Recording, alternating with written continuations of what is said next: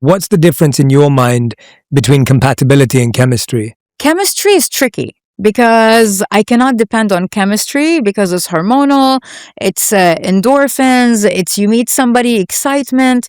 Last year, I learned that when you're nervous on a date or when you're feeling all these things, it's actually a red flag. It means your nervous system is not calm. It's trying to tell you something.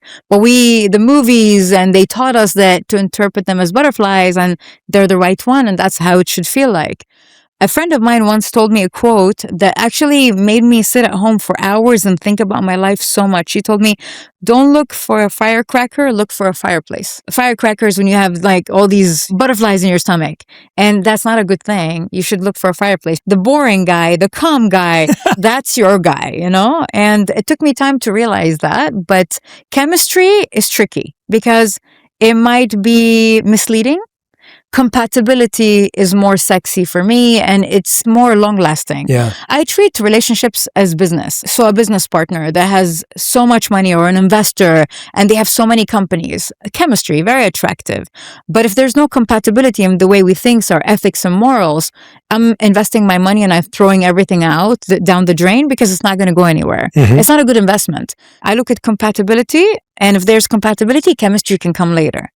I don't need to have chemistry from the get-go. Yeah. I don't know if you noticed, have you ever watched movies where you were like watching the main character and you're like, they don't look that good. And then halfway through the movie, you're like, oh my God, they're so hot. It's because you fell in love with the character in the movie, right? But it just shows you chemistry can be delayed. It's not a prerequisite. Yeah. I love the fireplace and firecracker analogy because I feel like it's all about the feeling you get from being in that person's presence. And when you said that, I was thinking a fireplace can actually be beautiful. It's not boring at all. And it makes you feel warm. And it has this sense that you want to be around it. Like if you see a nice fireplace, you usually want to go sit next to it. You have beautiful conversations while it's there. Like you're really present around a fireplace. True. Whereas if you think about a firecracker, you crack it for one moment, you experience it, and then it's over and it's done. All right. So I'll say this about chemistry, what they were talking about. The woman that was there, Sara, she published a book about relationships and everything she's gone through in her life because she's been married twice, that she's had 5 relationships total. And the one thing she says, chemistry, which my wife and I, quote unquote, we started off with great chemistry. So, and more so sexual chemistry.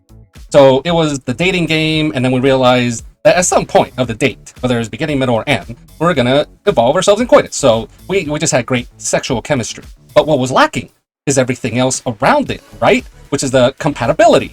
So not getting to know that person, their likes, their dislikes, and then once you find that out, is that something that you're okay with, or there's an issue there? Like when my partner and I, we met, we got on Match.com, we met there, and we were so drawn to our photos that we forgot to look at the description of the 2 important things for one another, which is I preferred to have a partner that did not involve themselves in any substances, drinking, smoking, partaking in any drugs of any kind. Weed is included, okay? But at that point, she partook in all 3. Now, with her, she wanted someone that was never married before. Well, I was divorced. So we missed on those red flags to really hone in because we were just so focused on the chemistry that we had. So maybe when you meet that person, it's probably best to get to really know them. If you get a vibe, fine. But don't just focus on the vibe, and especially for us guys, what are we there to do as dating? We're just trying to get laid, right? So I'm not talking to all you guys, which is probably the majority of the viewers that are men. I'm talking to the guys that actually want the relationship. I see it this way. If you really want to move forward with someone, I base it this way. Can you, and more so, do you prefer to be with this person, even if you know it's not going to end with sex? If you're okay with that and you still enjoy their presence and company, then that's something you should follow, because that's compatibility, because I'm sure you've learned a lot of things about them and you still just want to be with them, even if it's not sex. Because again, sex, that's chemistry, and chemistry can only take you so far. Take it from me. Chemistry only took me so far with the marriage that I had. All right. So learn as much as you can about your partner. And even the woman said, like in the movie Reference, have you ever seen the person that maybe you're not attracted to them right off? But what happens? You get to know the actual person, because for the most part, what are we first drawn to? We're drawn to each other's looks, especially men, because we are creatures of just looks. That's what we are. So, but if you can see past that, and women, I think, tend to see past that. What do they usually say? Oh, I just want a person that makes me laugh, humor. So, fine. But women can actually, they have that about them that they will give the guy a chance. So, that's just how it is. Compatibility. Learn as much as you can. And are you still okay moving forward? Chemistry, hey, it's a quick high, but in the end, it's like a firecracker. It's gone. I'll give maybe a couple of examples. As far as chemistry goes, this is why you don't have sex with someone early in the dating process or stages or anything like that. That's why you just kind of just wait. Because one, as a guy, you're going to show your true colors eventually. And then if you sleep with someone and then you find out, okay, they only wanted me for sex, or they'll show their true colors afterwards, then you'll say to yourself, I wish I wouldn't have slept with that guy. But as far as like the chemistry part, I look at it like as a sports team, right? So you get all these new players together, they have to bond, they have to get along, they have to go out and hang out outside of whatever sport they're in to build chemistry. So when they're on the court or the field, they can know how each other thinks, know what the best thing to do to stop an opposing team's offense or whatever the case may be. So it takes time to build that chemistry. And once it's built, it looks really good. You can see the teams all becoming one. It's not just one individual player, two individual players, everything working as one unit. So that's how I kind of look at this as far as what she's talking about. It's like when you're going out, but when she was talking about when you're going out, you shouldn't feel nervous.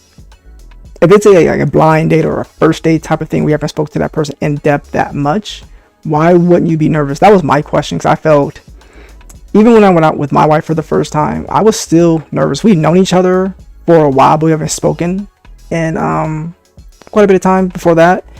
But the second date, yeah, everything was fine because we spoke a lot between the first date and the second date. So there was no nervousness there. But if you're talking about when you first meet someone, there shouldn't be no nervousness. I don't necessarily agree with that aspect, because you're still trying to be on your best behavior, trying to show you're still your representative and stuff like that. So I didn't really agree with that part. I think some people are just nervous in general, and you don't get unnervous until you feel comfortable even maybe with the conversation, or you find out you have something in common where you can build a bridge from there. But yeah, at first she was losing me. I kind of got on board what she was saying towards the end of the video. But yeah, chemistry can be built, and laying the foundation, having more things in common, is the best way to go.